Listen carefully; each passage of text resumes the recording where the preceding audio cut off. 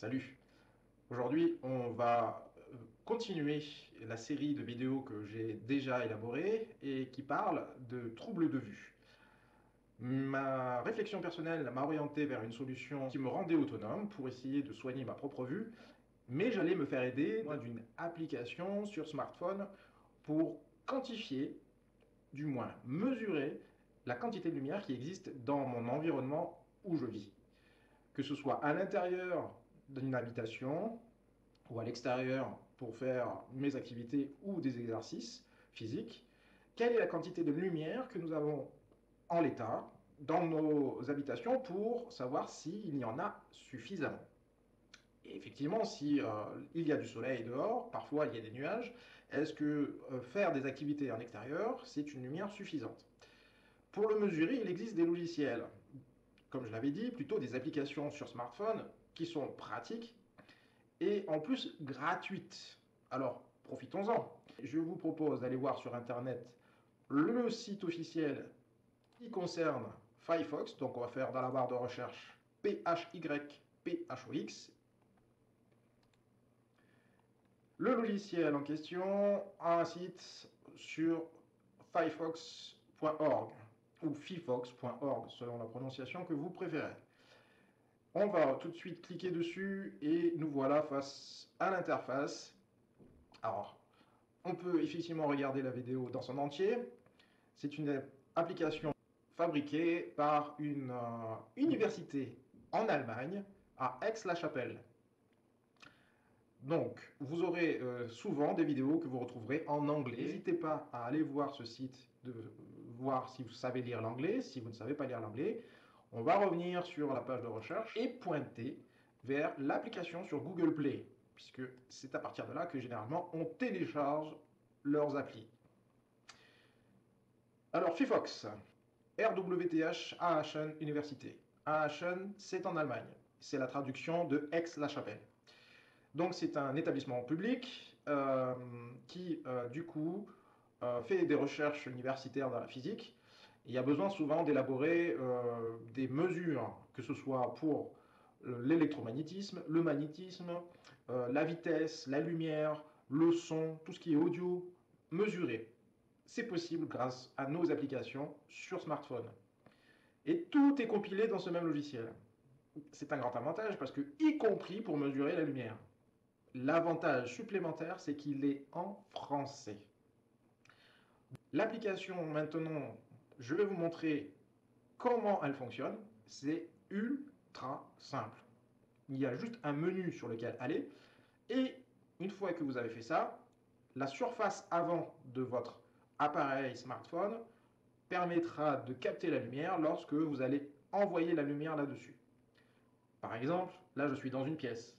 Il est capable, avec le capteur de l'appareil photo, de mesurer la lumière et de vous afficher la quantité nécessaire dans une mesure normalisée qui est le lux, L-U-X.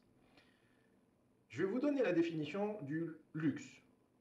Mais on va essayer de s'informer sur Internet directement. Il y a des sites Internet qui sont très bien faits, sûrement par des particuliers, qui notamment touchent au fait de s'intéresser à la projection vidéo. Vous savez que tous les projecteurs vont envoyer un faisceau lumineux, mais il faut aussi savoir quelle est l'ambiance dans laquelle vous allez mettre en valeur votre home cinéma. Bien, alors dans ce cas, grâce au site Internet que je vous laisse en lien, que vous pourrez voir dans la description, le site, son adresse est hc.nextgeneration.free.fr. On parle là de la lumière, mais on fait une distinction entre les différentes sources de lumière. Il y a les sources dites primaires, qui est à l'origine par exemple de la lumière de la bougie. Une lumière d'ampoule, c'est une source autant que la bougie. La lumière se répand de manière générale dans toutes les orientations possibles. Bien, ça s'appelle une source primaire. Et ça se mesure avec le candéla. Vous savez qu'en fait, à l'époque, nous avions l'habitude d'avoir à illuminer nos maisons avec des candélabres, c'est-à-dire en fait une série de bougies attachées à un seul accessoire et qu'on appelait le candélabre. Donc on a gardé un peu cette notion et on mesure donc toutes les sources primaires, que ce soit naturelles ou pas, ça peut être le soleil, la flamme, une bougie, une ampoule électrique, tout ça ce sont des sources primaires. Bien. Les sources secondaires, Mais en fait, ce sont toutes les sources de lumière qui sont réfléchies sur un support.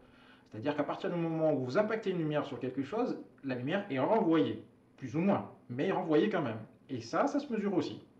Donc il y a et la source, et l'impact, et aussi le fait du reflet une fois que la lumière est renvoyée. Ça aussi, on peut le mesurer.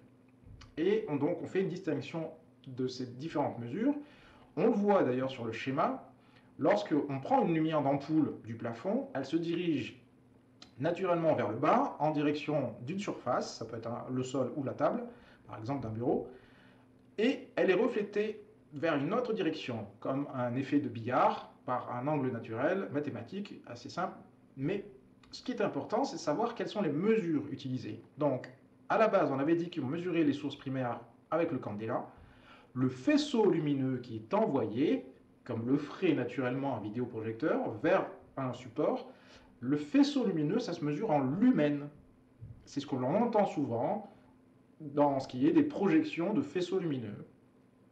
Et on fait souvent un quiproquo avec l'éclairement sur le support, qu'on mesure en lux. Donc, faites bien la différence que lux, c'est pour le support, et les lumens, c'est dans le faisceau de lumière envoyé. Et lorsque le reflet est effectué, on fait une autre mesure avec le candela au mètre carré. Parce que la lumière, une fois reflétée, elle se redirige vers d'autres endroits et on le mesure au mètre carré. Bien. Donc maintenant, si vous voulez une définition plus exacte, elle est inscrite sur le site internet. Je vous sollicite de prendre le temps de regarder pour votre curiosité intellectuelle. Bien. Maintenant, il faut que vous compreniez que les mesures, c'est pas tout, mais il existe des tableaux dans lesquels on a des stéréotypes de mesures avec des valeurs minimales, maximales, dans lesquelles on sait que c'est généralement sous ces deux valeurs-là qu'on fonctionne. C'est-à-dire que si vous avez une lumière d'ampoule, on sait qu'il y a un certain seuil minimal de lumière et un seuil maximal à laquelle on peut mesurer avec le lux. Ce tableau, par exemple, nous propose en première description, ici dans la première ligne, la pleine lune. Lorsque vous êtes à l'extérieur, on peut mesurer la lumière impactée sur le sol, sur nous, et généralement, elle est de 0,5 lux. Bien. Ça veut dire que de nuit, il fait très très noir, très peu de lumière, très peu de lux. Maintenant, on fait une comparaison en plein soleil, on va au bas du tableau, et on voit effectivement qu'on est entre 5000 et 100 000 lux, ce qui est vraiment le plus fort en plein midi par exemple, sans aucun nuage. Si on fait une autre comparaison qui est d'un ciel couvert, à l'inverse, toujours à l'extérieur, on est à 25 000 lux, 30 000 lux, c'est-à-dire que s'il y a une couverture nuageuse naturelle, il y a une intensité de lumière plus ou moins forte en fonction de l'épaisseur des nuages. Et on peut aller entre 25 000 lux jusqu'à 30 000 lux. Ce qui est une variable énorme parce qu'on parle de milliers de lux. Faisons une comparaison avec ce ciel couvert et l'intérieur d'une maison, avec les lumières artificielles que l'on connaît tous. Un appartement en lumière artificielle.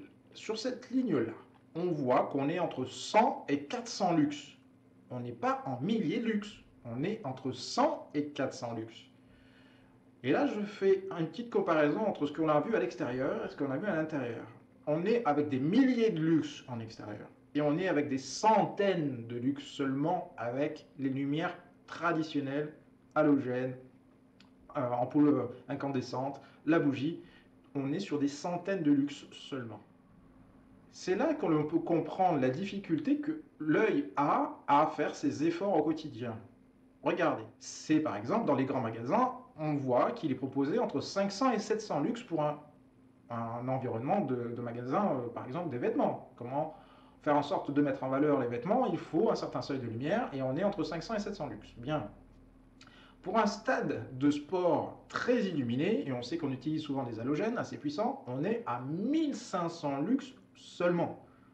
Et pourtant, on sait que cette lumière est intense. On voit qu'effectivement, entre un environnement extérieur où on est simplement avec une partie ombragée, par exemple, sous des arbres, on est quand même à 10 000 lux.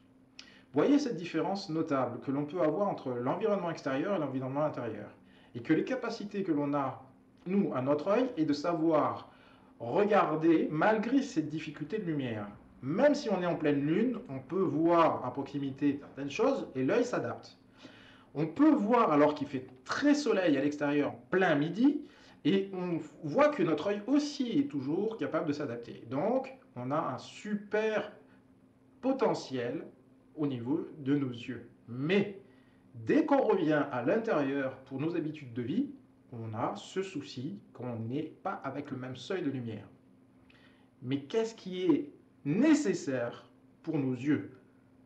Est-ce qu'on a mis suffisamment de lumière dans nos habitations, dans nos endroits où nous travaillons, pour qu'on n'ait pas ces troubles de visuel qui apparaissent rapidement?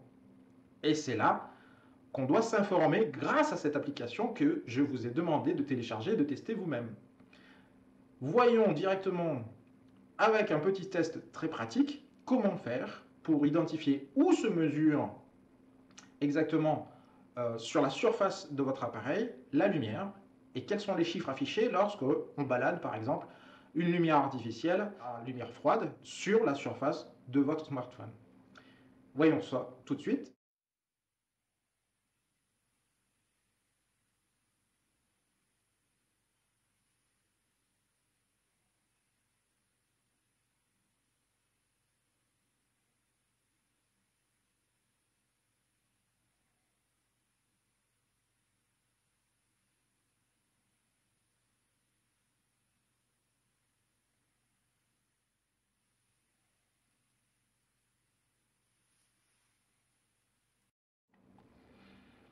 Et bien voilà les amis, c'est assez simple d'utilisation. Donc vous vous munissez de votre appareil smartphone avec l'application, vous allumez et vous mesurez les lumières dans les environnements dont vous avez l'habitude. Ça peut être à l'extérieur comme à l'intérieur. Il faut savoir le seuil de lumière dans lequel vous vivez.